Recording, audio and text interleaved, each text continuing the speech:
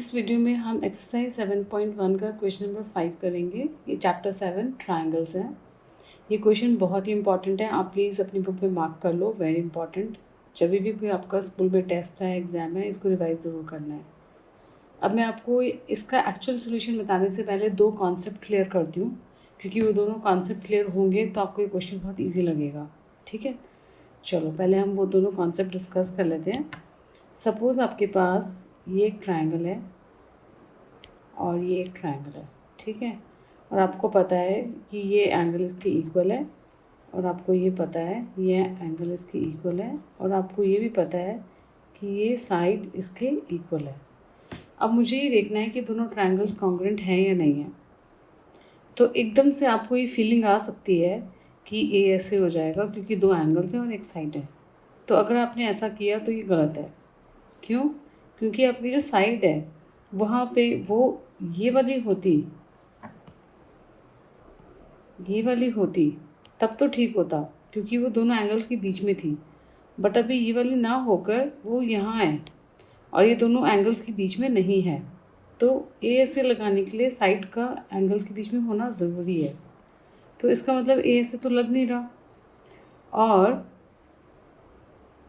ए ऐसे लग सकता है अगर हम ये एंगल मिल जाए तो, क्योंकि फिर ये एंगल और ये साइड हो जाएगी। ठीक है, ये ऐसे हो जाएगा। तो हम क्या करते हैं, इसको लाने के लिए हम इसको एंगल 1 2 3 मार्क कर लेते हैं, इसको 4 5 6 मार्क कर लेते हैं। और अब आप देखो, एंगल 1 एंगल 4 की इक्वल है, ये पता था। 2 और 5 इक्वल हैं, ये पता था।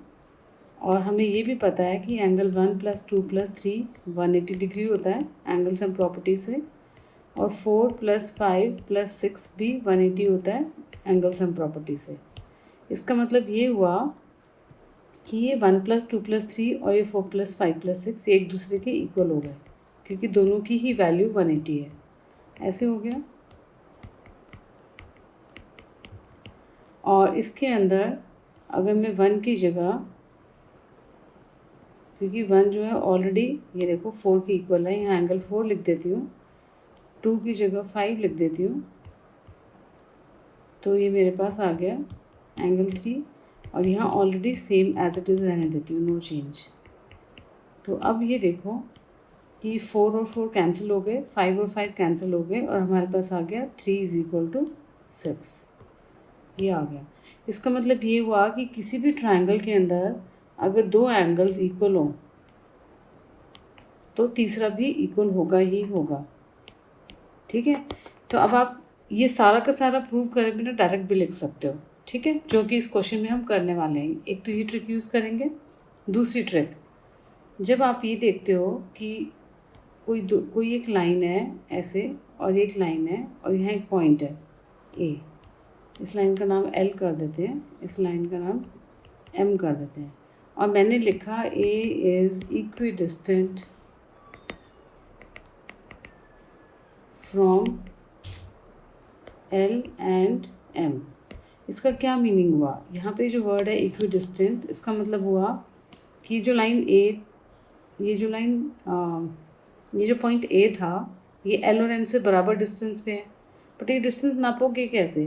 क्या आप इसको डिस्टेंस मानोगे, इसको डिस्टेंस मानोगे, इसको मानोगे? कौन सी वाली लाइन ऐसी होगी जिसको डिस्टेंस माना जाएगा?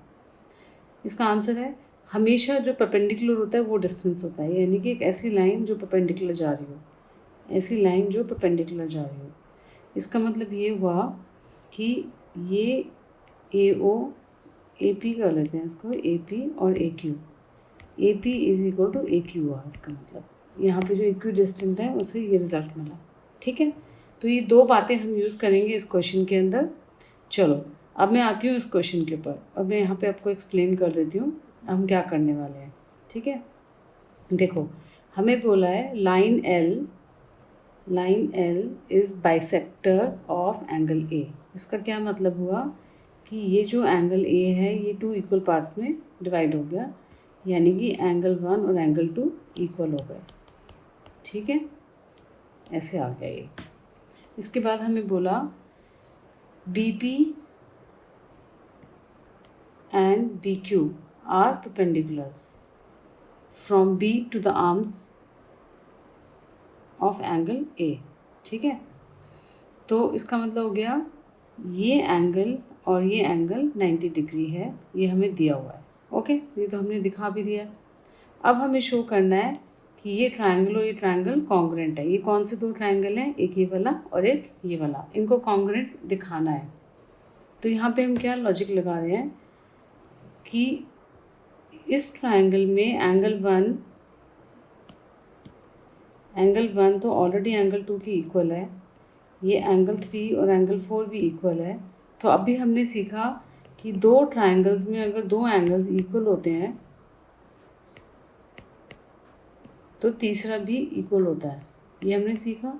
तो हम यहाँ पे भी वो रूल लगा सकते हैं और हम बोल सकते हैं ये एंगल 5 और ये एंगल 6 ये भी इक्वल होंगे।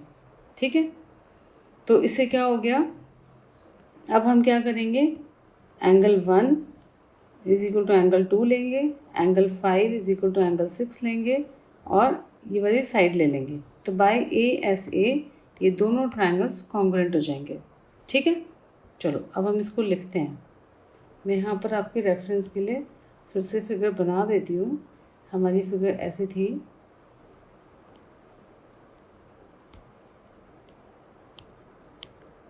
ठीक है, क्यू ए, ये एंगल इसके इक्वल है, ये 90 डिग्रीज़ है। ओके, अब हमें शो करना है, हम ले लेते हैं अपने triangles. In triangle A P B and triangle A Q B. So ये एंगल 1 और 2 ले लेते हैं। Angle 1 is equal to angle 2, reason because A B bisects angle A. ठीक है, और 3 और 4 ले लेते हैं। Angle 3 is equal to angle 4, 90 degrees each. अब हम ले लेते हैं 5 एंड 6। अब हम बोलेंगे angle 5 is equal to angle 6। अब यहाँ पे वो सारी एक्सप्लेनेशन करने की जगह आप लिख सकते हो angle sum property of a triangle, उसके कारण डायरेक्ट लिख सकते हो। ठीक है, और मैं आपको ऑलरेडी समझा चुकी हूँ कैसे आता है। तो अब ये भी लिख सकते हैं that A B is common, ये तो हम लिखेंगे A B is equal to A B common. अब ये 4 हो गए, इन 4 में से हम 3 चुनेंगे क्योंकि कॉन्ग्रुएंस के लिए हमें 3 चाहिए होते हैं। तो 3 कौन कौन से लेंगे, एंगल 1 ले लेते हैं और 2, 5 और 6। इसका मतलब हमने लिया ये वाला पार्ट, ये वाला पार्ट और ये पार्ट। तो इन तीनों को जब हमने यूज़ किया, कंबाइन किया, तो हम बोलेंगे triangle A P B is congruent to triangle A Q B by A S A. ठीक है, ओके। अब देखो कॉन्ग्रुएंसी आ गई, तो मैंने आपको बताया था आप सीपीसीटी के लिए इसको यूज़ किया करो जो ऑलरेडी आ गया। यहाँ देखो बीपी और क्यूबी ये हमें यहीं से पता चल रही इक्वल है, तो हम लिख देंगे therefore BP is equal to B Q by CPCT. ठीक है, अब बीपी और बी क्यू इक्वल हैं, यहाँ देख लो फिगर के अंदर, अगर ये इसके इक्वल है और ये 90 डिग्री भी है, ये 90 डिग्री भी है, तो हम बोलेंगे B इज़ इक्विडिस्टेंट फ्रॉम, हम लिखेंगे B इज़ इक्विडिस्टेंट फ्रॉम, जैसे क्वेश्चन में लिखा है सेम लैंग्वेज यूज़ कर लेना, arms of angle A. That's all. ठीक है, समझ गए आप।